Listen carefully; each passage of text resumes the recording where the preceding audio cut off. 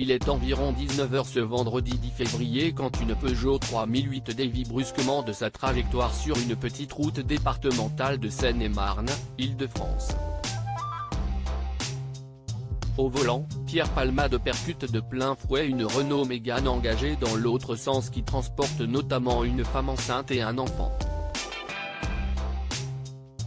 L'humoriste de 54 ans rentrait à son domicile, un sublime corps de ferme qu'il aurait mis en vente depuis peu.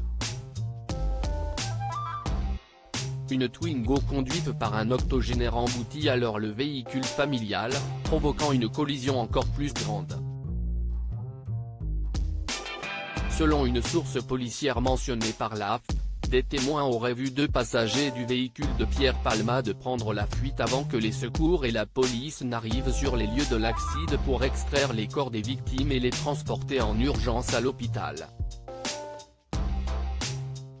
Les témoignages décrivent deux hommes d'une vingtaine d'années, l'un de type européen, l'autre africain.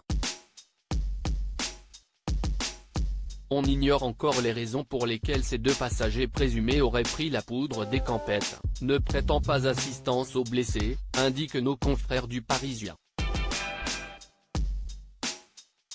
Les deux individus s'exposent ainsi éventuellement à des poursuites judiciaires pour répondre de non-assistance à personne en danger.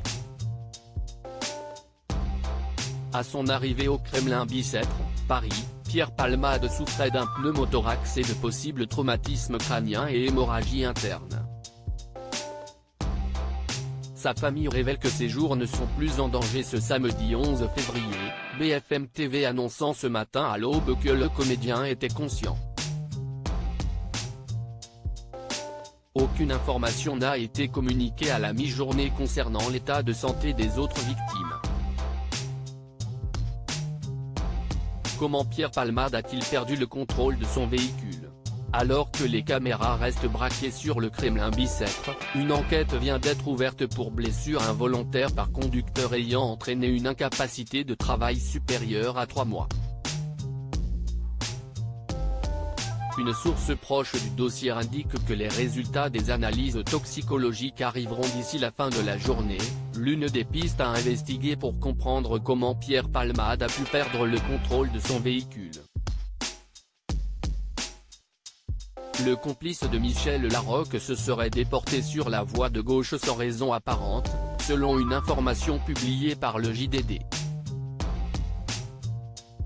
Interrogée par France Info, la préfecture décrit quant à elle une collision avec une forte cinétique. La police poursuit son travail d'enquête tout en recherchant activement les deux témoins en fuite. Aucune thèse n'est privilégiée quant à leur éventuel rôle dans l'accident, ajoute BFM TV.